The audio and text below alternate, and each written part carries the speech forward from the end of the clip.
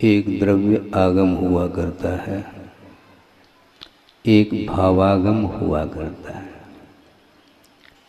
आप लोगों ने अभी अपने बीच में शास्त्र समर्पित किया है। यह शास्त्र द्रव्यागम माना जाता है और भावागम का जो संबंध है वो आत्मा के साथ संबंध उसका रहता है। ज्ञान का और आत्मा का जो संबंध है वह पृथक संबंध नहीं है। आत्म तत्व और ज्ञान गुण इन दोनों का परस्पर में संबंध तादात्म्य को लेकर के है। ज्ञान को पृथक नहीं किया जा सकता। क्यों?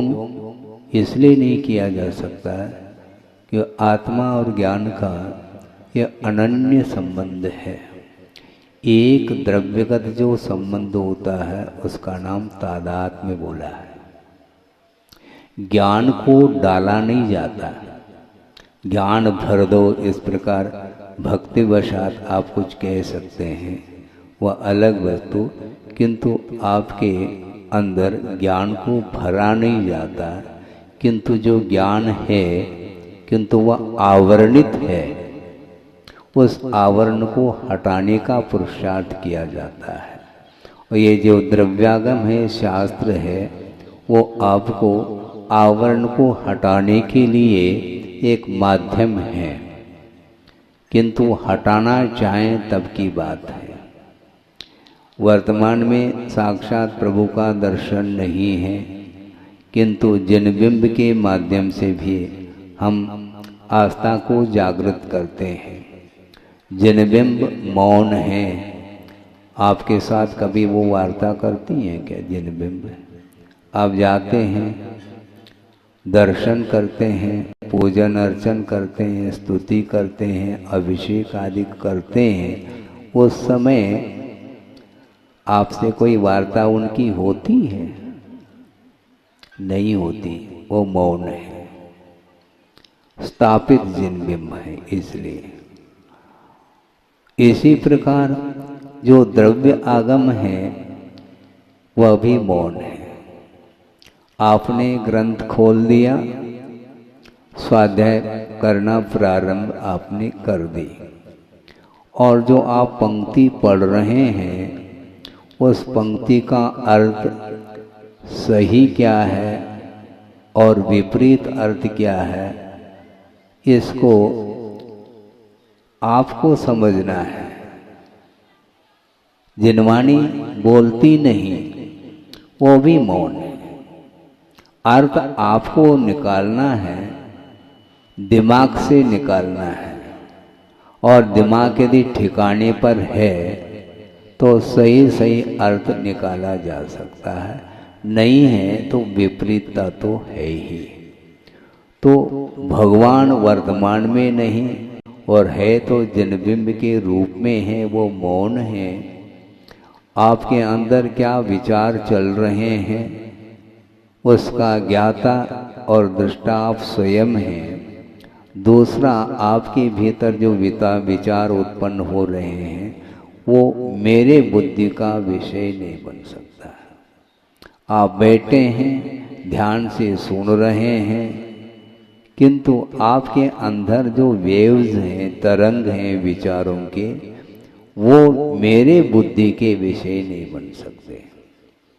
तो इसलिए ज्ञान का आत्मा के साथ जो संबंध है वह संबंध हुआ नहीं, अनादिकालीन वह संबंध नेचुरल रूप से है, स्वाभाविक रूप से आत्म तत्व के साथ उसका संबंध है। किंतु सही सही बोध जो नहीं हो रहा है उसमें और किसी का दोष नहीं, किंतु अज्ञान दशा में जो कर्म का अर्जन किया है उस कर्म के माध्यम से ही वह ज्ञान गुण आवरणित हो चुका है। उस आवरण को हटाने की बात है। आप हटाना चाहो तो हम उपदेश दे सकते हैं, नहीं हटाना चाहो तो ये उपदेश किसी भी काम का नहीं है, पक्की बात है। तो इसीलिए यह तादात्म्य संबंध को लेकर के ज्ञान आत्मा के साथ है, अपना अस्तित्व पा रहा है, किंतु आवरण को कौन हटाए? जिस प्रकार आप वस्त्र पहने हैं, वस्त्र चेंज करना है तो कर लेते हैं, इस प्रकार उस आवरण को हटाया जा सकता है क्या? हाथ से नहीं हटाया जा सकता, क्योंकि कर्मों का संबंध हो चुका है, एक क्षेत्रावगाढ़ संबंध हुआ है। आत्म प्रदेश कितने हैं? असंख्यात आत्मा के प्रदेश हुआ करते हैं। प्रदेश का अर्थ क्या महाराज, ये भी समझा दो। साथ साथ समझा देते हैं ताकि आप लोगों को धीरे धीरे आगम में क्या विषय आया है वह भली भांति ज्ञात हो सके। प्रदेश का अर्थ है एक अविभागी पुद्गल परमाणु, एक अविभागी अर्थात जिसका विभाग न किया जा सके, ऐसा जो अविभागी पुद्गल परमाणु आकाश के जितने क्षेत्र में रहे, उस क्षेत्र का नाम एक प्रदेश का है। तो इस प्रकार आत्मा के पास कितने प्रदेश हैं? अर्थात वह आत्म तत्व अथवा जीव आकाश के असंख्यात प्रदेश को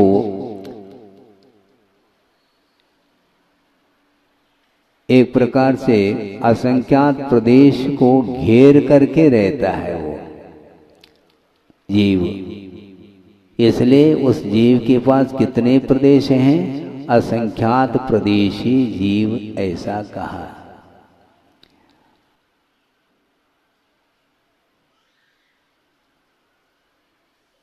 और उस असंख्यात प्रदेशी जीव के अंदर उस एक एक जीव के प्रदेश पर अनंतानंत कर्म वर्गनाएं विद्यमान हैं।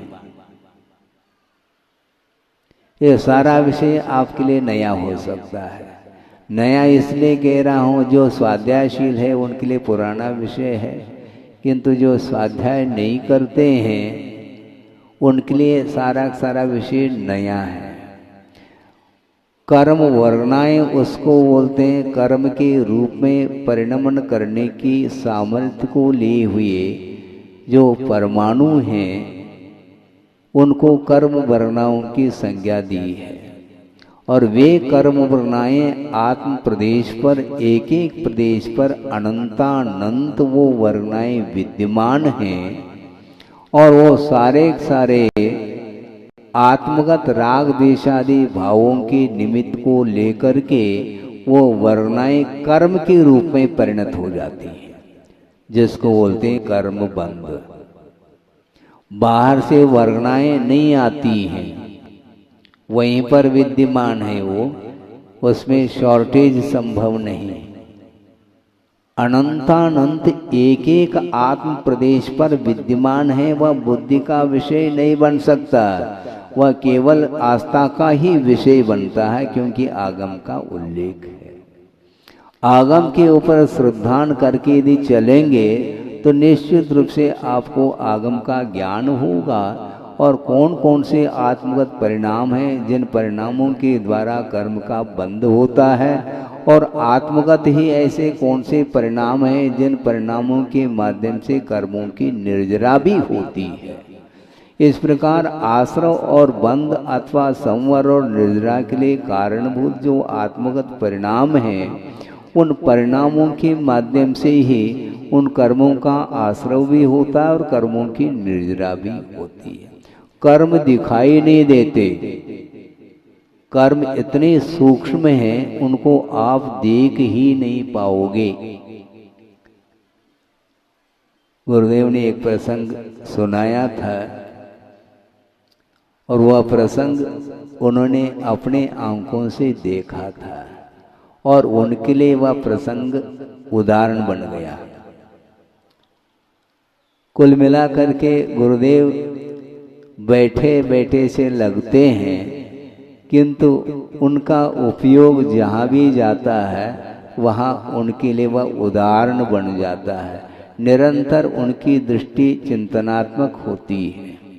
और उन्होंने प्रसंग ये दे दिया, बहुत पुराना प्रसंग, जब दीक्षित नहीं हुए थे, स्कूल आदि जाते थे, उस समय का वह प्रसंग है। घर में बैठे बैठे उनकी दृष्टि गई। किस ओर दृष्टि गई? सुनो, वर्तमान में तो वो मकान, वो घर बहुत कम देखने को मिलते हैं। वर्तमान में अधिकांश घर जो है सीमेंटेड है, आरसीसी वर्क जिसको बोलते हैं। उस समय कच्चे मकान होते थे, पत्थर की दीवार उठा दी और उसके ऊपर जो है सफेद जो मिट्टी होती है, उस मिट्टी के माध्यम से उस पत्थर की दीवार को क्या करते हैं, प्लास्टर जिसको बोलते वह कर देते थे। फिर बाद में उसकी घिसाई होती है तो वह चमकने लग जाता है दर्पण के समान।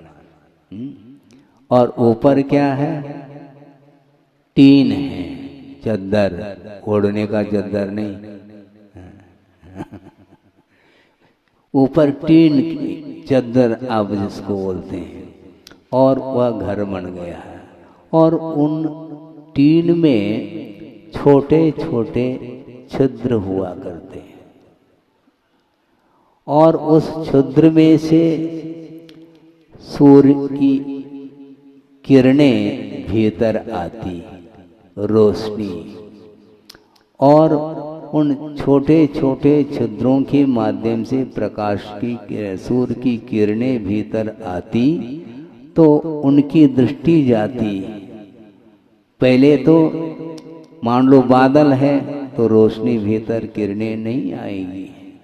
जब बादल हट जाते हैं तो सूर्य की किरणें भीतर प्रविष्ट होती है उन छिद्रों के माध्यम से, तो उनकी दृष्टि जाती कि आहा, बिल्कुल धूली के कण आपने मार किया हो, धूली के ऐसे बारीक बारीक कण उड़ते हुए दृष्टिगत होते हैं, जिसको परमाणु बोल सकते हैं उदाहरण के तौर पर। हालांकि परमाणु इससे भी अनंत गुना सूक्ष्म हुआ करता है।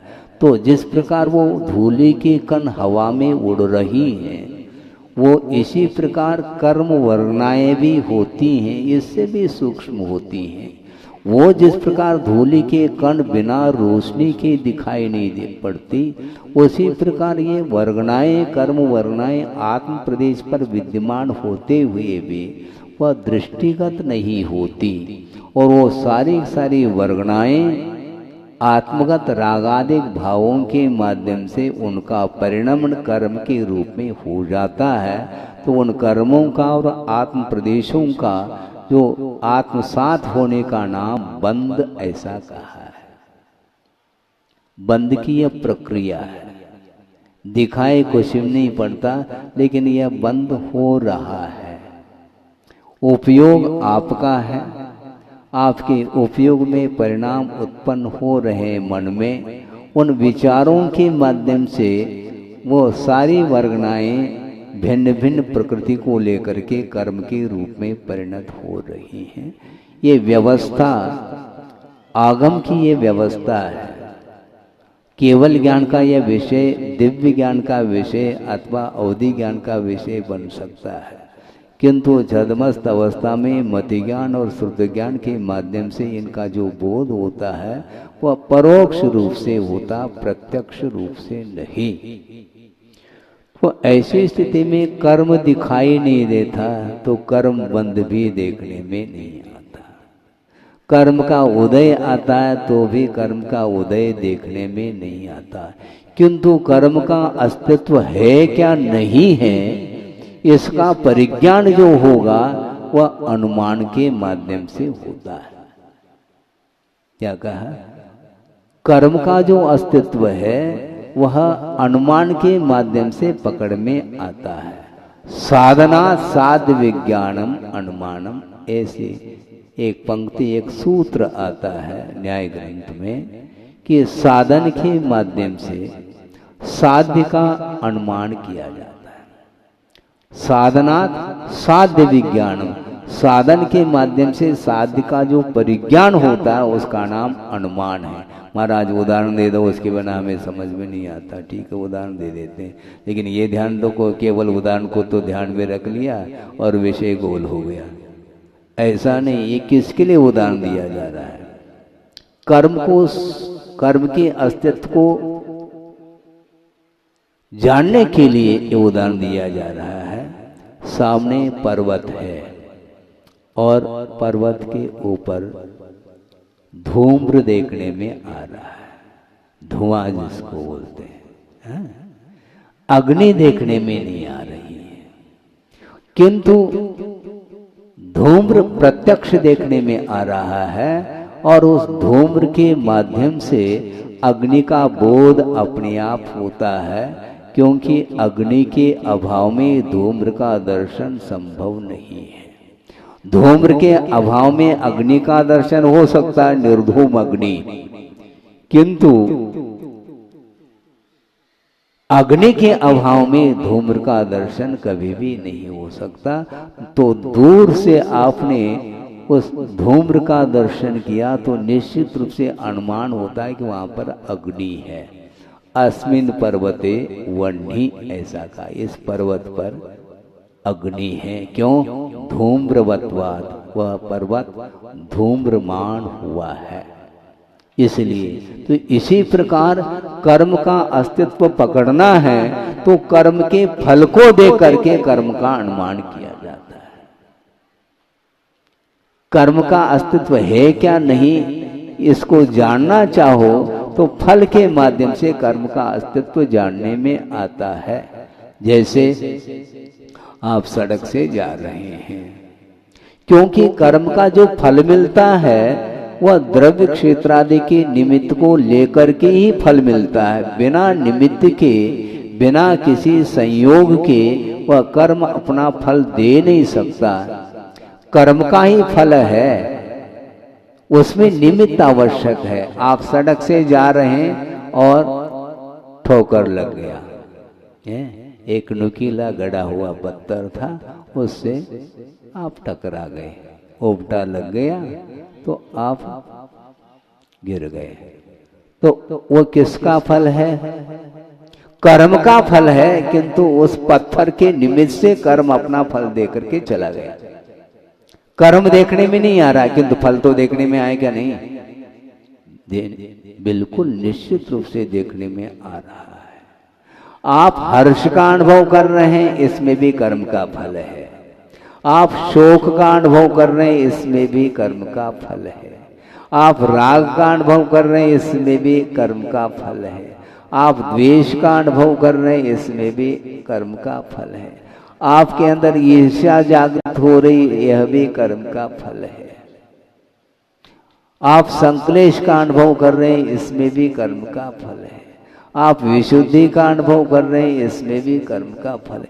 ये सारा सारा जो फल मिल रहा है वह बिना कर्म के, सद्भाव के संभव नहीं है। इसलिए गुरुदेव का बार बार ये कहना है, यदि कर्म से बचना चाहो तो नो कर्म से बचो। नो कर्म का अर्थ क्या? कर्म के फल देने में जो सहयोग प्रदान करता है उसका नाम नो कर्म है। प्रत्येक कर्म के फल देने में नो कर्म आवश्यक है। आप बैठे हैं, बैठे बैठे नींद आ रही है, वह कर्म का फल है, ये ध्यान रखो। हाँ महाराज, फिर निद्रा से कैसे बचे? निद्रा से कैसे बचे?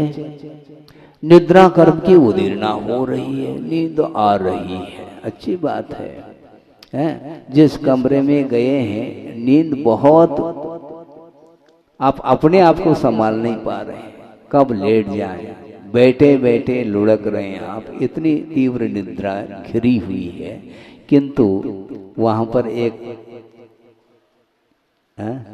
मोटा ताजा लंबा, समझ में आ गया, काला काला नाग बैठा है वहां पर, सर्प है अथवा अजगर है, तो नींद गायब है। क्यों? क्योंकि ठीक विपरीत नौ कर्म की उपस्थिति हुई है, उसका समागम हुआ है। नींद से कैसे बचे? अब बचने की आवश्यकता नहीं, अपने आप ही नींद उड़ गई, निद्रा भंग। क्यों? भय कर्म की उदीर्णा हुई। तो भिन्न भिन्न कर्मों के फलदान में निमित्त भिन्न भिन्न प्रकार के उपस्थित होते हैं। इसलिए गुरुदेव का ये कहना है, कर्म फल से बचना चाहो तो नो कर्म से हमेशा बचना चाहिए। लेकिन बच नहीं पाता, जहां बचना है वहां बच जाता है। जैसे सर्प से बच गया, कांटे से बच गए, अग्नि से बच गए, धूप से बच गए, लेकिन जब बचना है तब धूप से बचते हैं। बहुत होशियार हैं आप। पूस के महीने में धूप से बचते नहीं, बल्कि प्रतीक्षा करते हैं कि एक आध किरण भी मिल जाए हमारे लिए। वह धूप अमृत का काम करता है। और जेठ के महीने में नहीं, धूप सुहाती नहीं। तो ये सारे सारे भिन्न भिन्न काल में वो नो कर्म आपके लिए कर्म के फलदान में निमित्त के रूप में उपस्थित होते हैं। इसलिए उन निमित्तों से अपने आप को ऊपर उठाने का पुरुषार्थ करना चाहिए। बिना पुरुषार्थ के संभव नहीं, क्योंकि भिन्न भिन्न इंद्रियों के विषय हैं। उन विषयों के निमित्त को लेकर के कर्म की उदीर्णा होती है, और अकाल में भी वह कर्म अपना फल दे करके चला जाता है। कर्म दिखाई नहीं देता, जैसे धूलि के कण दिखाई नहीं देते, उसी प्रकार कर्म प्रति समय बंध को प्राप्त हो रहा है, किंतु आपको दिखाई नहीं पड़ रहा है। आप सोच रहे हैं हम कर्म से बचें, तुम ताले में बंद होकर के रहो, फिर भी वहां पर कर्म छोड़ेगा नहीं तुम्हें। वो क्यों छोड़ेगा? कर्म को हमने बुद्धि पूर्वक राग द्वेषादि परिणामों के माध्यम से बांधा है, तो बांधा है तो उसकी निर्जरा भी बुद्धि पूर्वक ही करनी पड़ेगी। अबुद्धि पूर्वक जो निर्जरा होती है उसको आचार्यों ने गज स्नानवत कहा है। हाथी सरोवर में पहुंच गया है, बहुत गर्मी लग रही है और प्यास भी लग रही है, और सरोवर में पहुंच करके वह डूब जाता है, डुबकी लगाता है और प्यास को भी बुझा देता है। गर्मी शांत हो गई और प्यास भी बुझ गई। अब प्यास बुझने के बाद जब सरोवर के बाहर आता है, उसका शरीर बहुत साफ सुथरा हो गया था, जो धूल धूसरित था, किंतु डुबकी लगाने के बाद उसका बदन बिल्कुल स्वच्छ हुआ है। किंतु सरोवर के बाहर आकर के अपने ही सूंड के द्वारा धूलि को अपने बदन पर उछाल लेता है। इससे स्पष्ट है कि स्नान करने की कोई सार्थकता सिद्ध नहीं हुई। उसी प्रकार संसारी प्राणी की दशा हो रही है। इधर कर्म का आश्रव भी हो रहा है और कर्म की निर्जरा भी हो रही है, क्योंकि कुछ समय के लिए कर्म का संबंध हुआ था और स्थिति पूरी हो गई मान लो, तो वह कर्म निर्जरित होगा, किंतु वह निर्जरा मोक्ष मार्ग में सहायक सिद्ध नहीं होती, क्योंकि वह आश्रव पूर्वक निर्जरा है। इसलिए आश्रव पूर्वक निर्जरा मोक्ष मार्ग में सार्थक सिद्ध नहीं होती, किंतु संवर पूर्वक जो निर्जरा होती है वो मोक्ष मार्ग में सहायक बनती है। वह निर्जरा, संवर का अर्थ होता है आश्रव को रोकना। आश्रव निरोधः संवर, आश्रव को रोकने का नाम संवर है। जो आश्रव रुक जाता है तो आश्रवित जो कर्म है, पूर्व में बंधे हुए जो कर्म हैं, उनकी निर्जना की जाती है तप आदि के माध्यम से, सम्यक तप आदि के माध्यम से उसकी निर्जना होती है। इसलिए संवर और निर्जना तत्व को समझने की आवश्यकता है, तभी हम कर्म से मुक्त हो सकते हैं। कर्म दिखाई नहीं देता, किंतु कर्म फल प्रतिफल देखने में आता है, प्रतिफल देखने में आता है, उस ओर ध्यान नहीं जाता। किंतु विपरीत फल जब मिल जाता है तो शोक उत्पन्न होता है, दुखी होता है। दुखी कौन कर रहा है, इस ओर ध्यान दो। बहुत दुख हो रहा महाराज, अच्छा बहुत दुख हो रहा है, वाकई में दुख है, अच्छा हाथ जोड़ा है महाराज, इतना तो समझ लो आप, हम दुखी हैं, ठीक है, हाथ जोड़ना पर्याप्त नहीं है। किंतु जो दुख उत्पन्न हो रहा है, तो जब हमने हाथ नहीं जोड़ा था उस समय आश्रव किया है। जिस समय आपने हाथ जोड़ा है उस समय कर्म बंद रुक सकता है, किंतु जिस समय हाथ नहीं जोड़ा किंतु हाथ को दिखाया मान लो किसी को, उस समय निश्चित रूप से कर्म का बंद अच्छे तरीके से बंद किया है। अब उसका फल भोगना है तो आपको अन्यत्र जाना पड़ेगा। बहुत विचित्र दशा है कर्म की, कर्म की लीला अपरंपार है। वो कर्म जड़ है, वह फल नहीं दे रहा है, वो उदय में आना उसका वह प्रकृति है, उसका वह स्वभाव है। और उसमें जो प्रकृति आई है अपने ही परिणामों के द्वारा उस जड़ में प्रकृति आई है। ज्ञान को आवरणित करने की प्रकृति जो कर्म में आई है वह अपने ही परिणाम के द्वारा आई है।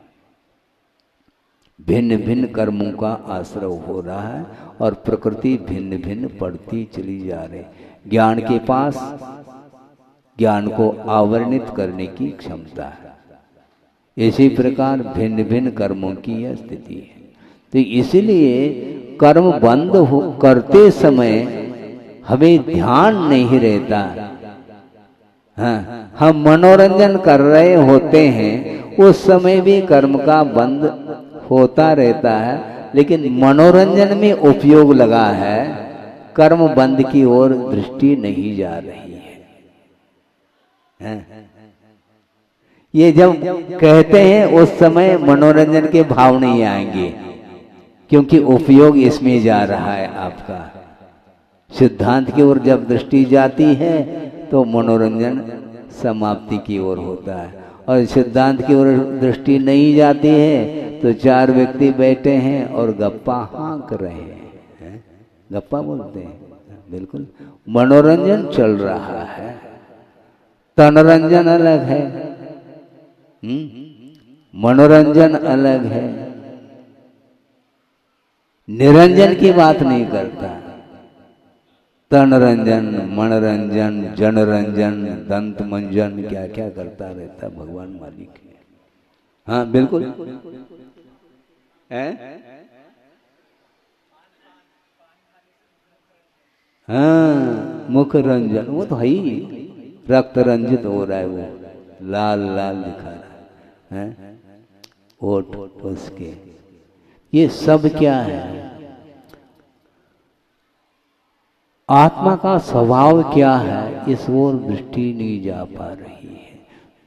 जो जितना अच्छे ढंग से अपने कला का प्रदर्शन करता है वह उतना होशियार माना जाता है वर्तमान में, किंतु वह जन को रंजित कर रहा है, जन रंजन में उसका उपयोग लगा हुआ है। किंतु आचार्य कहते हैं जन रंजन को छोड़ो, कि आत्मा का स्वभाव क्या है, वह निरंजन अर्थात अंजन से रहित है, कर्म से अतीत शुद्ध परमात्मा तत्व है। उस ओर दृष्टिपात तो करो, हमेशा बाहरी पदार्थ में ही वह लगा हुआ है।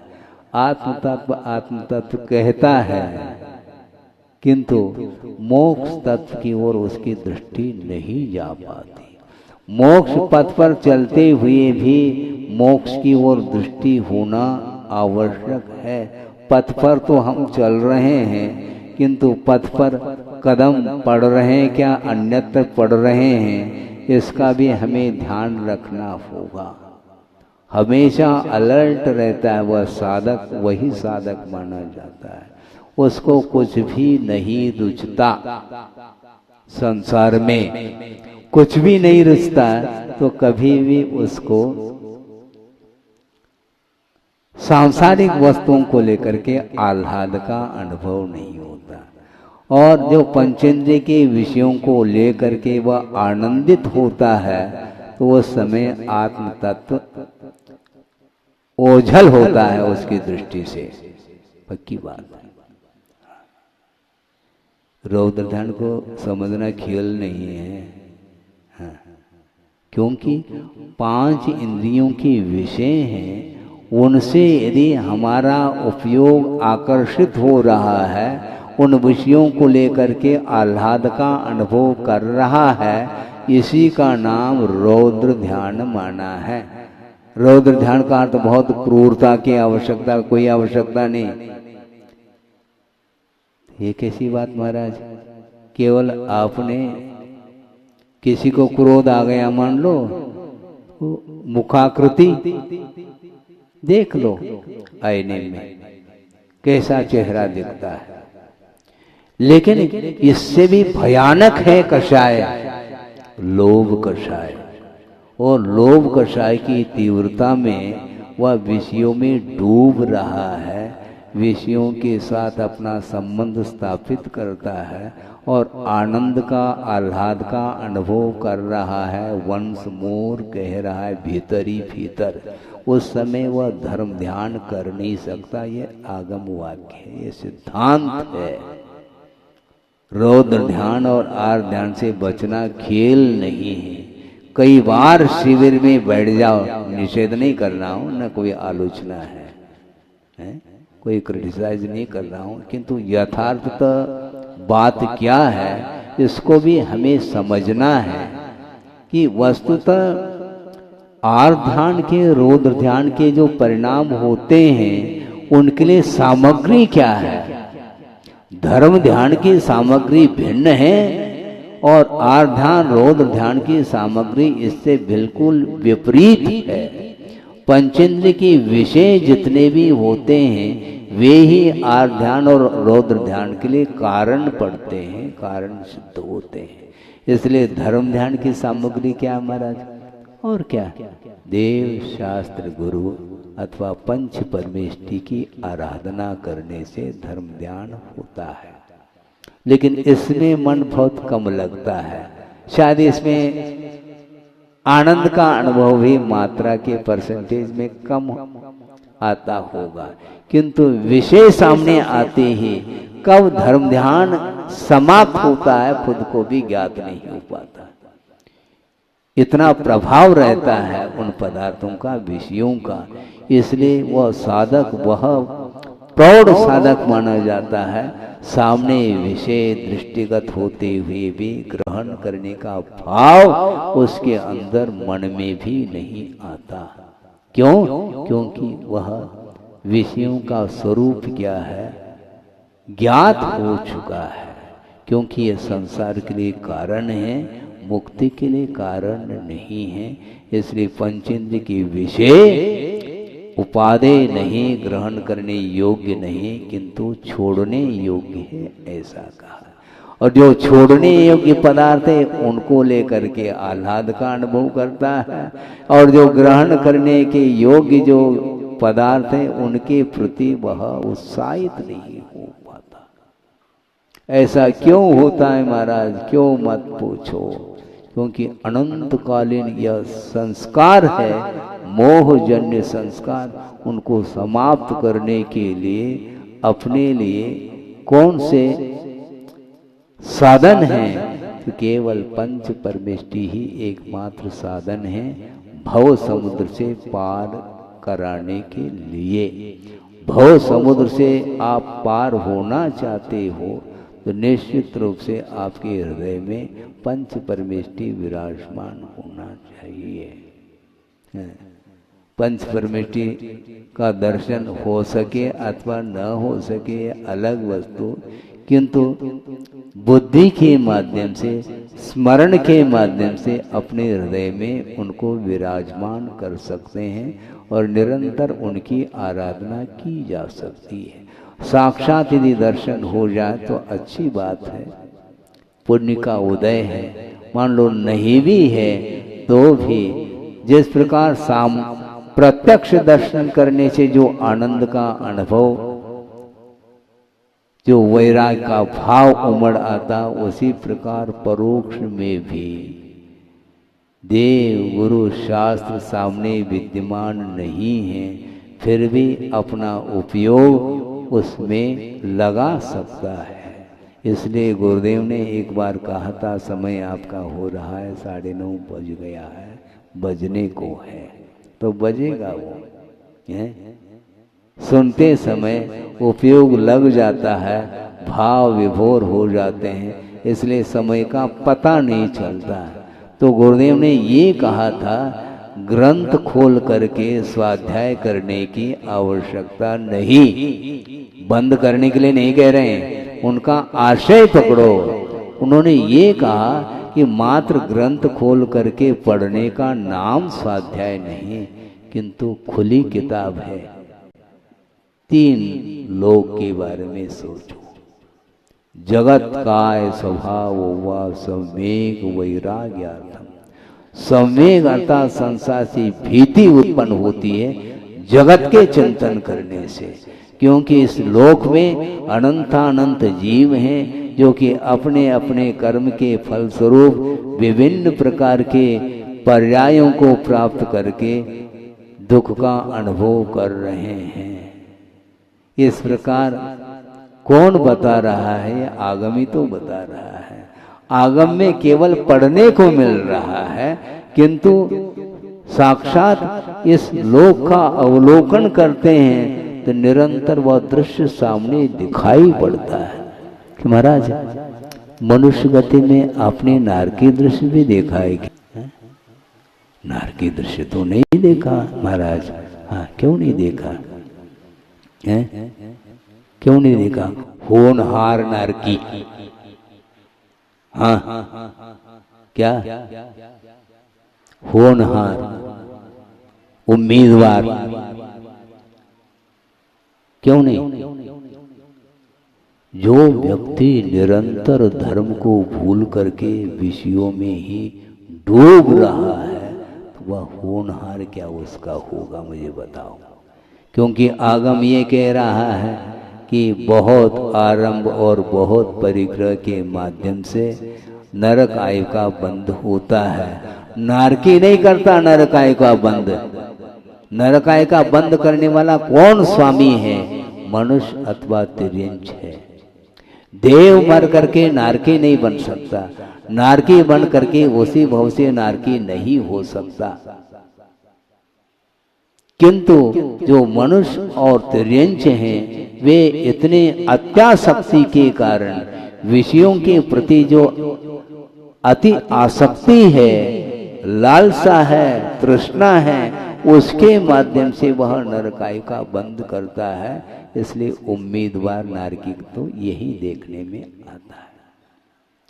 बड़े बड़े यांत्रिक जो कत्लखाने खुले हैं, स्लॉटर हाउस, वहां पर क्या देखने में आ रहा है? नारकी दृश्य देखने में आ रहा है। वहां पर हजारों की संख्या में बड़े छोटे पशुओं का वध कर रहे हैं। वह वध करने वाला व्यक्ति भावी नैगमनयापेक्षा अयम नारकी, भावी नैगमनय की अपेक्षा से वह वर्तमान में नारकी बोल रहे हैं उसको, क्योंकि वही तो जाएगा और कौन जाएगा? जाएगा कौन? जो तिर्यंच है वो भी जाएगा, क्योंकि उसके भीतर में अत्यंत संक्लेश परिणाम है, और जो वध कर रहा है उसका क्या ठिकाना। तो इसलिए नारकी दृश्य भी यहीं पर देखने को मिलता है, और यहीं पर स्वर्गीय दृश्य भी देखने को मिलता है। क्योंकि उपलब्ध वैभव के प्रति उपेक्षा भाव रख के, त्याग के भाव के साथ जो साधना कर रहा है, साधक है, चाहे वह अनुव्रती हो, चाहे वह महाव्रती हो, छोटे छोटे नियम उपनियम लेने वाला व्यक्ति आस्था के साथ यदि धर्म की आराधना कर रहा है तो उसकी वह आराधना यहाँ पर स्वर्गीय दृश्य के रूप में देख सकते हैं। नियम रूप से वह स्वर्ग जाएगा। क्यों? मोक्ष नहीं जाएगा क्या महाराज? मोक्ष जा सकता है। क्यों? इसलिए कि वर्तमान में मोक्ष के योग्य तप नहीं कर पा रहा है, इसलिए शुभोपयोगात्मक जो चर्या है, चारित्र है, उसके माध्यम से सग्ग सुहम लहरी स्वर्गीय सुख को प्राप्त करता है, ऐसा कुंद कुंद देव कह रहे हैं। और चतुर्थ आदि काल में वह यदि रत्नत्रय की आराधना करता है तो मोक्ष के योग्य ध्यान करके शुक्ल ध्यान के माध्यम से साक्षात निर्वाण का लाभ उठाता है। इस प्रकार यह साधना का प्रतिफल है और राग का जो प्रतिफल है वह दुर्गति मानी जाती है। दुर्गति से बचना चाहो तो राग से बचो। राग से बचना बहुत कठिन है महाराज, कठिन तो है। हाँ, पेपर बहुत कठिन होता है, सरल नहीं होता पेपर। और आप प्रश्न पेपर आप स्वयं नहीं निकाल पाओगे। बोर्ड की परीक्षा, ऊपर से प्रश्न पेपर आएंगे और आप लिखेंगे और आंसर पेपर को आप नहीं जांच पाओगे, ना क्लास टीचर, वो भी बाहर जाते हैं जांचने के लिए। क्योंकि संसारी प्रश्न स्वयं जांचना चाहता है और एक नंबर भी मिलने की उम्मीद नहीं है और वो पूरा नंबर लेता है और अपने हाथ से शाबाश शाबाश करता है वो ये हालत है उसकी। तो इसलिए आचार्य कहते हैं कि वस्तुतः ये बहुत कठिन कार्य है। राग से बचना खेल नहीं है बंधुओं। द्वेष से फिर भी बचा जा सकता है, राग से बचना कर। इसलिए एक प्रासंगिक हाइकु आपके सामने रख रहा हूं जो गुरुदेव ने दिया है। द्वेष से, सुन रहे हैं आप, द्वेष से राग विषैला होता। क्या कहा? द्वेष से राग विषैला होता जैसे शूल से फूल। शूल अर्थात कांटा, उस कांटे से भी फूल भयानक है, क्योंकि कांटे से तो हर व्यक्ति बच रहा है किंतु फूल से कोई नहीं बच पाता। इसी का नाम राग है। फूल के प्रति प्रत्येक व्यक्ति का राग है किंतु कांटे के प्रति राग नहीं है। तो उसी प्रकार पंचेंद्र की विषयों के प्रति राग हमेशा बना हुआ है। विषयों के प्रति यदि द्वेष हो जाए फिर कहना क्या है? कौन से विषय? मनोज्ञ, ये ध्यान रखो। हाँ, अमनोज्ञ विषय के प्रति तो द्वेष हो रहा है, वो भी कर्म मंद के लिए कारण है, किंतु मनोज्ञ विषयों के प्रति जो राग हो जाता वह भी उतना ही अभिशाप शुद्ध होता है। इसलिए राग और द्वेष से बचने के लिए मनोज्ञ और अमनोज्ञ पदार्थों की उपस्थिति में भी हर्ष विषाद नहीं करते हुए मात्र उन पदार्थों के स्वरूप को जानने का पुरुषार्थ करता है, वह निश्चित रूप से कर्म बंध से बचा हुआ है।